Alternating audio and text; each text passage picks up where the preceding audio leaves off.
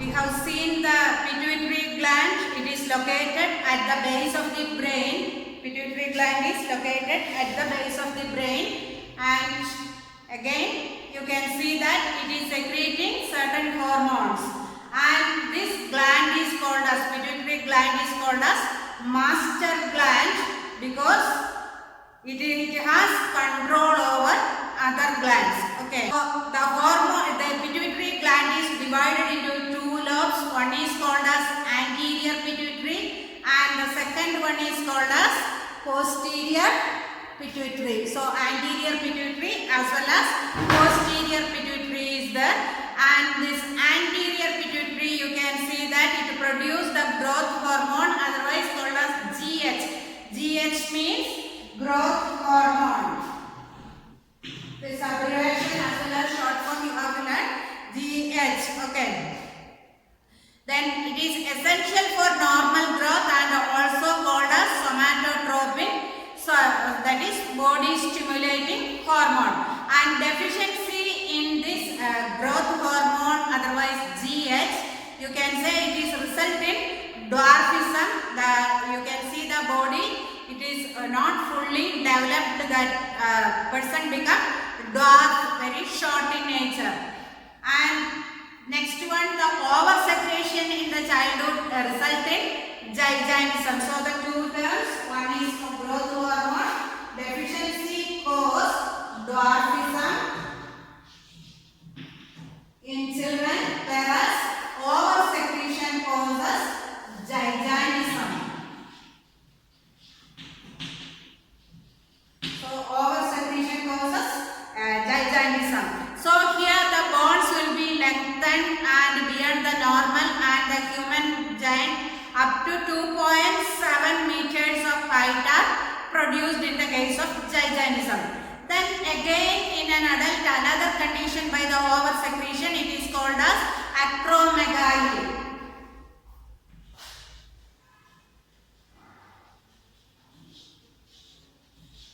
So this condition is called as acromegaly. Here what happens, you can see that there is excessive growth of bones in the face, particularly in the jaw and all. Excessive means more growth will take place, and in the hands, and the person develops a large nose, their nose will be larger and the lips will be thicker, and this condition is called as acromegaly. And again you can see that thyroid stimulating hormone TSH. This hormone is thyroid stimulating hormone. Okay. So the next hormone produced by the anterior lobe of pituitary is thyroid stimulating hormone. And this thyroid stimulating hormone, what are its effects? Let us see. So thyroid TSH, that is thyroid stimulating hormone, and it activates thyroid to secrete thyroxine. That is a function of TSH. That is, it activates thyroid to stimulate this thyroxine. So thyroxine is produced from the thyroid gland, and the TSH function is to stimulate this stimulate the thyroid to produce more thyroxine. Next is gonad stimulating hormone, otherwise called as GSH. This is nothing but gonad stimulating hormone. So what's its function? It regulates the activities of the testes and ovaries. So gonads means that is testes, and testes in males, and this ovaries in females. So what's the function of this GSH? That is to regulate the activities of the testes as well as ovaries in the female. Next one, hormone produced by this anterior lobe of the pituitary gland, that is adrenocorticotropic hormone. Adrenocorticotropic hormone, ACTH.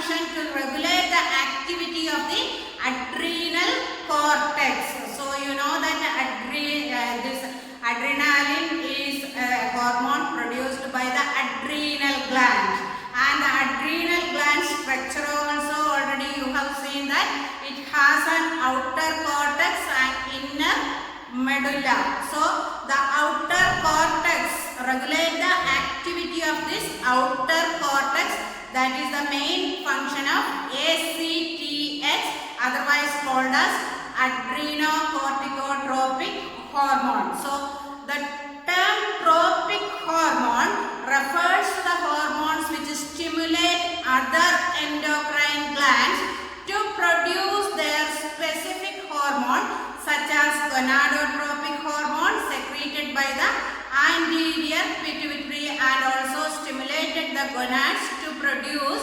certain hormones. So tropic means influencing the activity of the other hormone. Okay, so these are the hormones secreted by the anterior lobe of what? Pituitary. So first one, growth hormone GH, over secretion and hypersecretion, that is meant by hypersecretion. So it causes what? This gigantism as well as acromegaly, and then hyposecretion causes dwarfism in children. Then another hormone is thyroid stimulating hormone, otherwise TSH, and its function is to activate thyroid to secrete this thyroxine. Next one is gonad stimulating hormone, that is gonadotropic, otherwise called as gonadotropic gonad stimulating hormone, that is in the male testes and in female, that is ovaries, and this hormone regulates the activities of testes and ovaries. And next one is adrenocorticotropic hormone, ACTH, and it regulates the activity of the adrenal cortex. From here, when you are studying about this anterior lobe itself, you can see that this pituitary gland has a control over other glands. You are understanding from this the function of this thyroid stimulating hormone, gonad stimulating hormone, and ACTH. It is control, that you can see that pituitary is controlling adrenal gland, pituitary is controlling thyroid gland, pituitary is again controlling what? This gonads. Okay, so we can say that clearly now from with this example you understood that why pituitary is called a master gland, because it has control over other glands.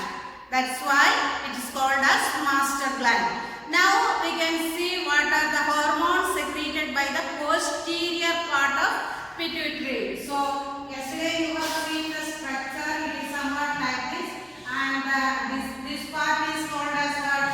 Anterior pituitary. Okay, and this part is called as what? Posterior pituitary. Okay, and this middle structure, this is absent in human being, whereas it is present in the lower group of other animals. It is present. So now let us see what are the functions of secretions produced by the posterior part of the pituitary gland. So it produces two hormones named vasopressin and oxytocin. So this posterior gland, it is secreting two hormones. One is called as vasopressin and the next one is called as oxytocin. First we can see that this vasopressin, otherwise called as anti-diuretic hormone. So first hormone is called as vasopressin. So that here it is two hormones, vasopressin, and this vasopressin's other name is what? Anti-diuretic hormone. And next hormone it is produced is oxytocin.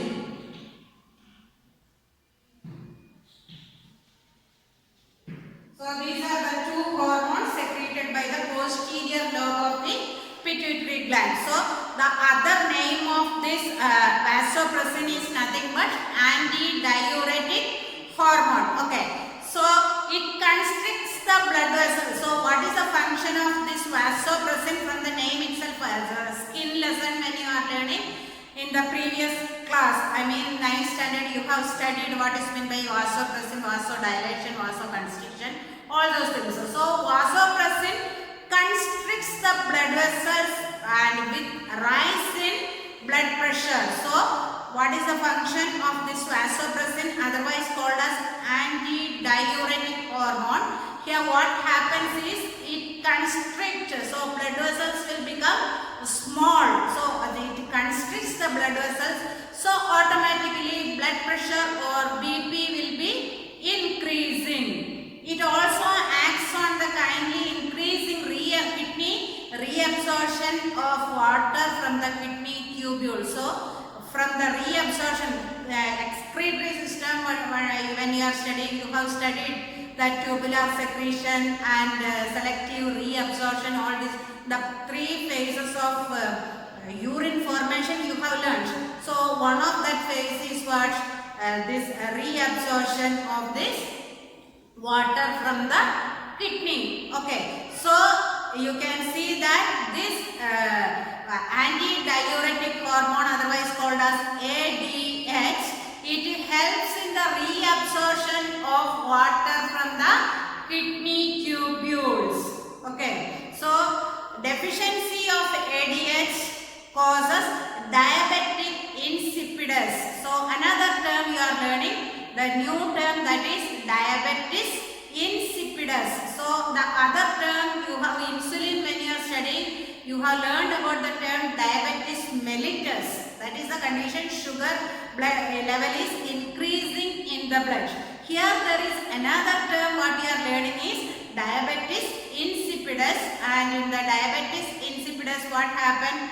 You can see that in which urination is frequent and copious, and again resulting in the loss of water from the body, and the person become what? Very thirsty. So that is the symptoms of what? Diabetes insipidus.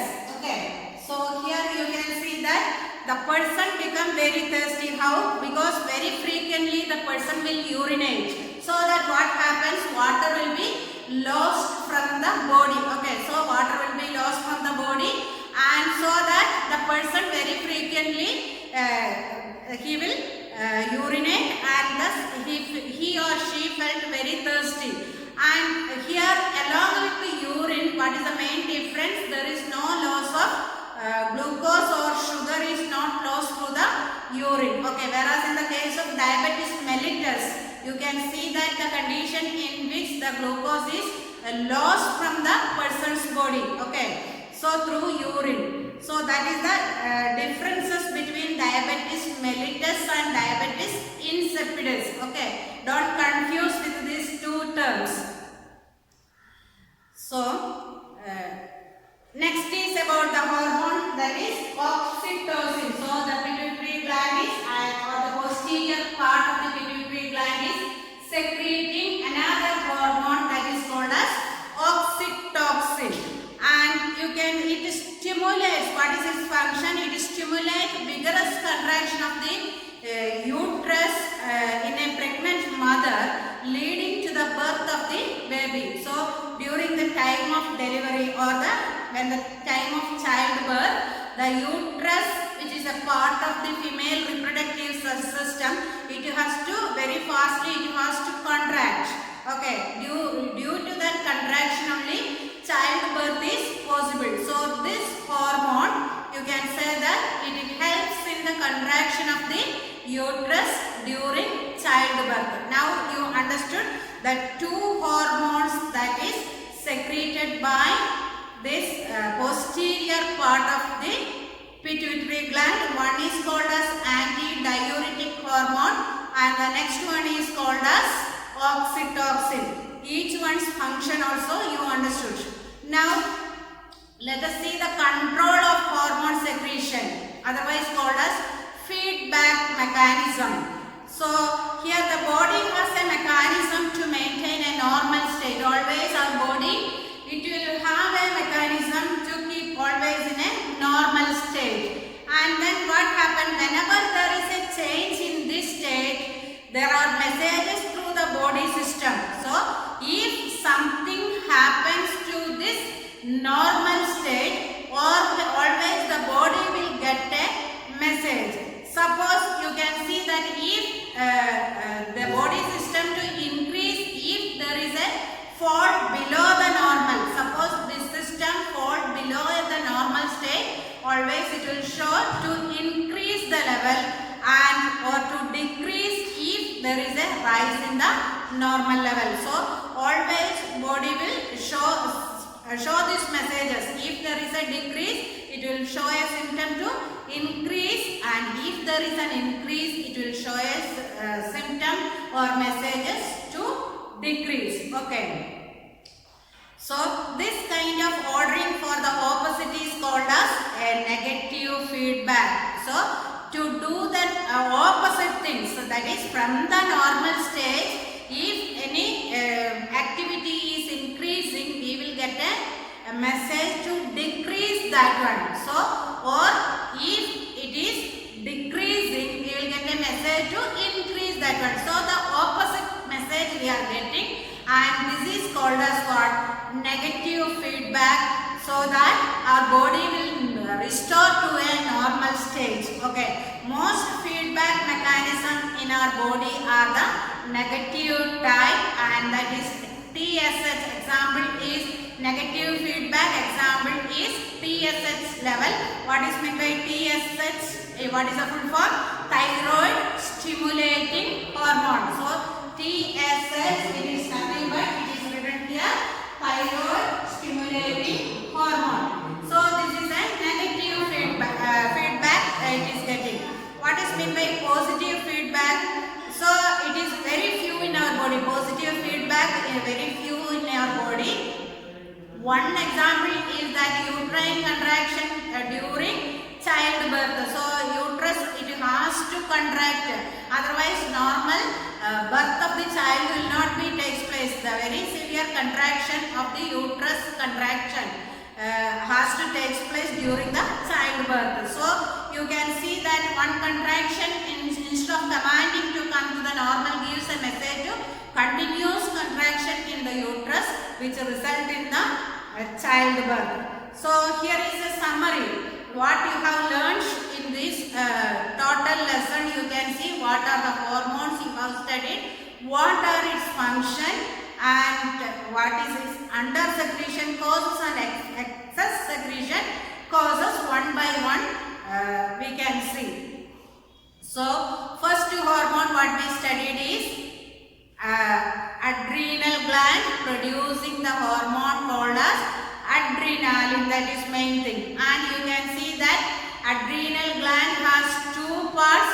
One is called as cortex, adrenal cortex, and the other one is called as adrenal medulla. So the structure also is somewhat triangular in shape. Outer part is called as cortex, and inner part is called as medulla. So the cortex secrete the hormone called as mineralocorticoid steroids, that is in adolescence age, that is when the child attain maturity. So what is its function or principal action? To regulate plasma sodium and potassium concentration. Okay, to regulate plasma sodium and potassium concentrated, and if its under secretion means less secretion in the body causes what? Addison's disease, and over secretion causes what? Adrenal virilism. And second thing is called as glucocorticoids and cortisol and corticosterone. And what is its principal action? Regulate carbohydrates, lipids and protein metabolism. Okay. Then next one you can see that sex corticoids, that is adrenal androgen. And what is its function? Let us see. It stimulates the development of external sex characters in males. And next is adrenal medulla. And this adrenal medulla, it is secreting a hormone called as adrenaline. And this adrenaline is otherwise called as emergency hormone, otherwise fight or flight hormone. Okay. And it causes stimulation in the sympathetic nervous system and prepares the body to face the emergency. So this is the principal action of this adrenaline, that is, it causes stimulation in the sympathetic nervous system as well as it prepares the body to face the emergency. And second gland what we have studied is pancreas. And this pancreas is called as what? It's a mixed gland. Pancreas is called as a mixed gland because half the part of the pancreas is an endocrine gland and the other half is called as what? An exocrine gland. That's why it is called as a mixed gland. And this exocrine part, it has a ducts. Exocrine part has a ducts. And its secretion, that is pancreatic juice, that is secreting into the duodenum. And what's its function? Yes, it helps in the digestion process. Okay. Whereas coming to the endocrine part, you can see that it secretes 3 hormones. The endocrine part of the pancreas is called as islet of Langerhans. And this islet of Langerhans, you can see, it produces 3 hormones. One is called as insulin, second one is called as glucagon, and third one is called as somatostatin. And the somatostatin, it is by the delta cell of the, it is secreted by the delta cell of the pancreas. And this somatostatin, which is secreted by the delta cell of the pancreas, is omitted or not in the syllabus this year. Again, you can see that this insulin is secreted by the beta cells of the pancreas. And what is its principal action? It lowers the blood sugar level. Okay. So, and if it is less in the body, I mean this insulin is less in the body, the person will get a condition that is called as diabetes mellitus, that is frequent urination with sugar in the urine. Okay, that condition is called as diabetes mellitus. And second, you can see that glucagon, which is secreted by the islet of Langerhans, which is an endocrine secretion, and it is secreted by the alpha cells of islet of Langerhans. Okay. And what is its principal action? It raises the blood sugar level. So, it raises the blood sugar level. Okay. So, next is the somatostatin, and that is inhibiting what? The secretion of insulin and glucagon. That portion is not there for you in the syllabus. Okay. Next one is thyroid gland, which is located in the neck below the trachea and has the shape of a butterfly. Okay. And main hormone secreted by this thyroid gland is, one is called as thyroxine and the other one is called as calcitonin, and the calcitonin is not present in the syllabus.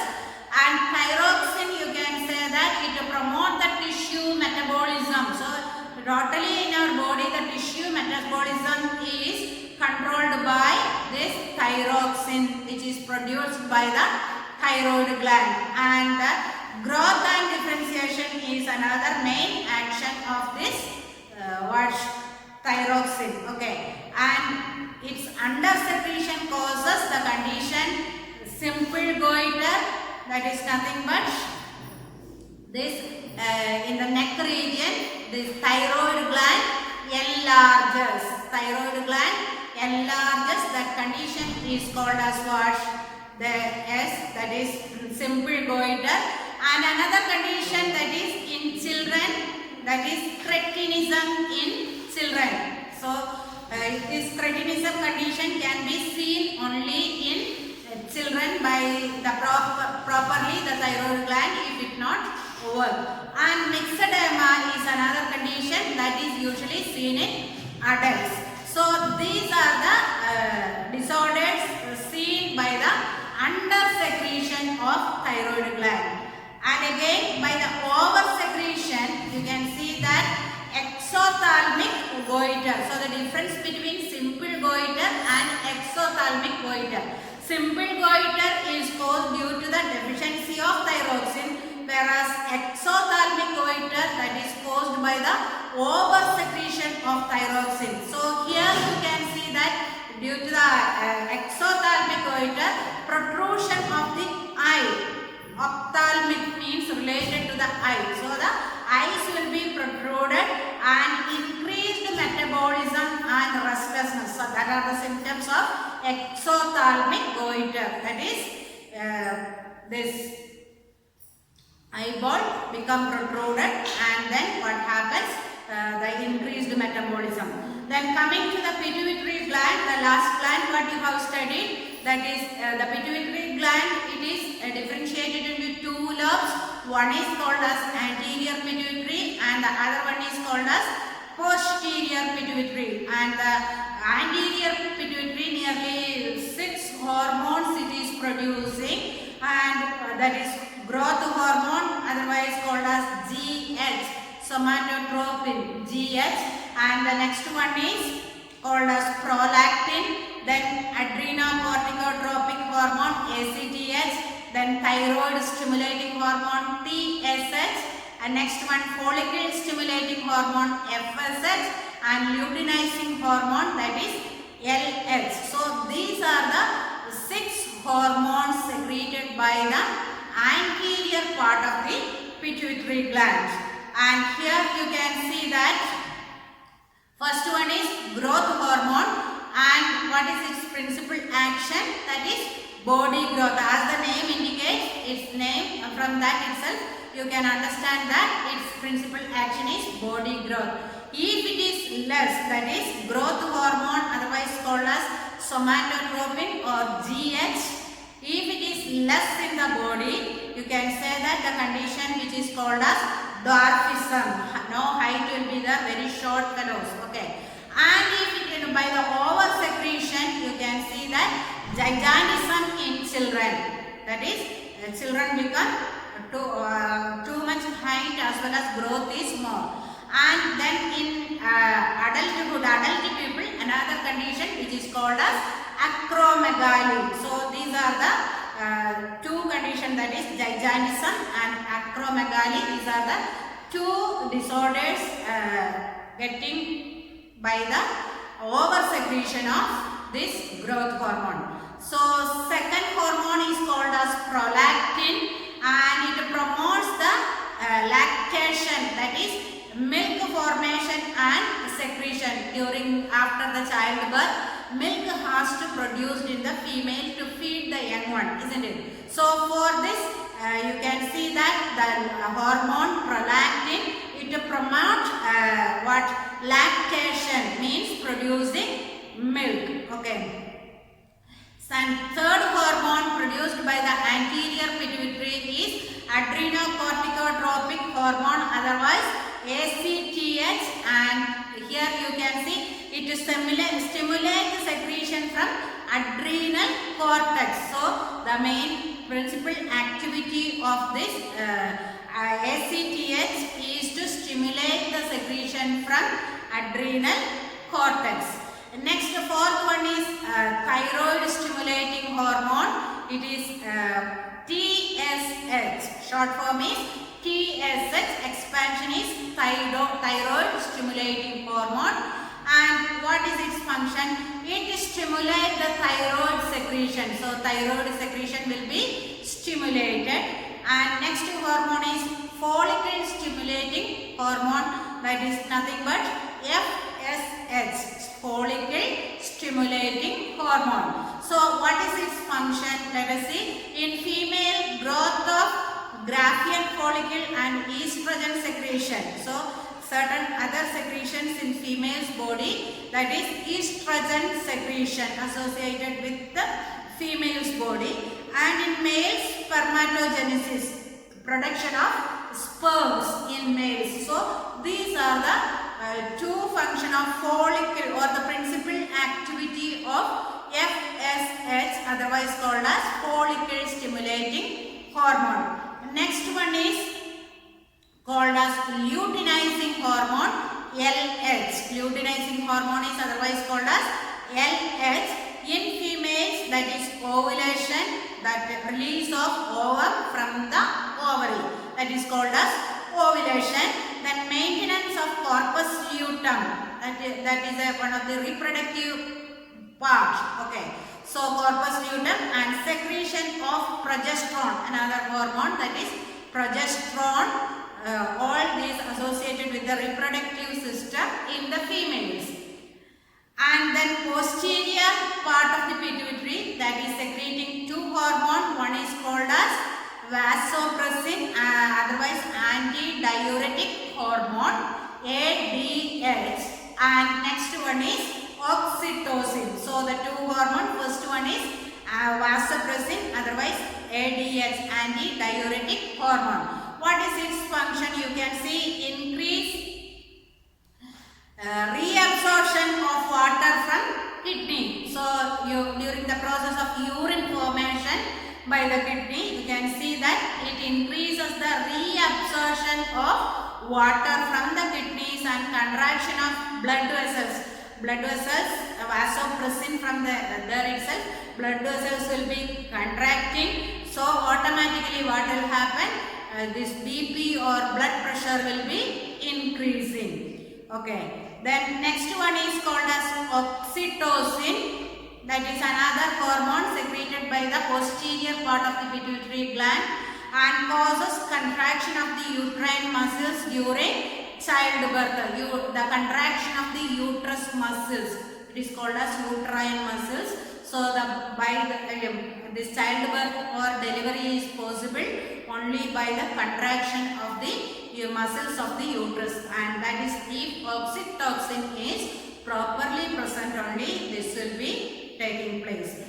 And you can say that this ADH, anti-diuretic hormone, if it is less in the body or the secretion of vasopressin or otherwise anti-diuretic hormone is below the normal level, the person will get a condition that is called as diabetic insipidus. That means in the water in the urine, lot of water will be losing. Okay, that a copious loss of water, that is a large amount of water will be lost from the in the urine, and so the person feel thirsty always because of the loss of water. And during because of this over secretion of this ADH, what will happen? Then elevation of blood pressure, that is blood pressure will be always changes we can see in the blood pressure. So that's the summary of this lesson.